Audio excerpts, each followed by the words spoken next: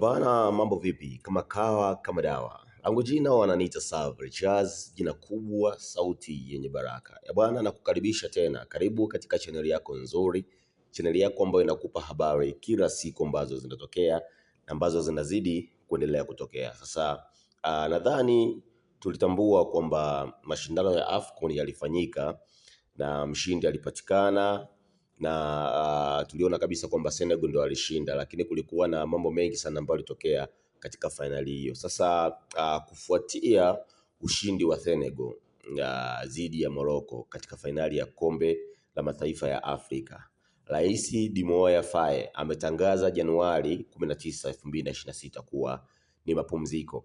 Yaani katika nchi yake rais huyo baada ya timu yake kuchukua ushindi dhidi ya Morocco alitangaza kwamba kutakuwa na mapumziko yani ya siku nzima tarehe 19 ambayo ni siku ya jana, kwamba kutakuwa hakuna kazi yoyote ile serikalini, taasisi ya watu binafsi na sehemu zote, yani watu waliambiwa kwamba wapumzike ili washerehekee ushindi.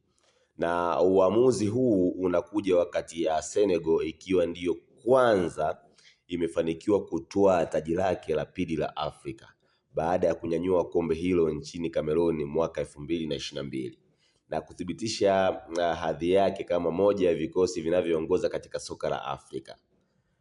Senegal ilitoa kombe la mataifa ya Afrika baada ya kuichapa tena Morocco 1-0 kwenye fainali jana. Sasa nadhani tunaona kwamba rais anatambua umuhimu gani kuona kwamba timu yake ya taifa ambavyo inapambana na kuchukua tena taji kwa mara ya pili baada ya kuichapa Morocco 1-0, ambapo pia ushindi huo ulikuwa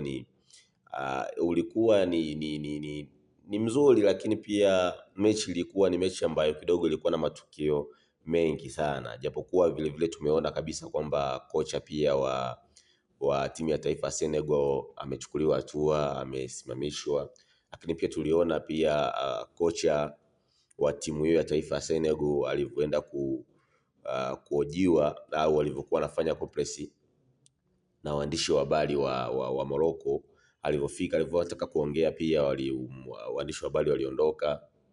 Haikuwa picha nzuri pia, lakini sio kesi. Kikubwa ni kwamba watu wa Senegal sasa wanasherehekea ushindi na kuonesha kabisa kwamba na wenyewe wana mchango gani mkubwa hasa katika taifa lao. Kwa hiyo tarehe 19 bwana, ambayo ni jana, ni siku ambayo kiukweli ilikuwa ni siku ya mapumziko ya siku nzima kwa nchi hiyo. Sasa hii tunaonesha kabisa kwamba watu wanajali vipi au watu wana upendo gani mkubwa zaidi katika timu yao ya taifa, hususa ni rais wa nchi hiyo. Sasa usiache pia kufuatilia habari ambazo zinaendelea kufuata. Yangu jina naitwa Savage Jazz, jina kubwa, sauti yenye baraka. Hii ni Savage TV. Usiache kusubscribe, kulike, comment ili kupata taarifa nyingi na zaidi na zaidi na zaidi.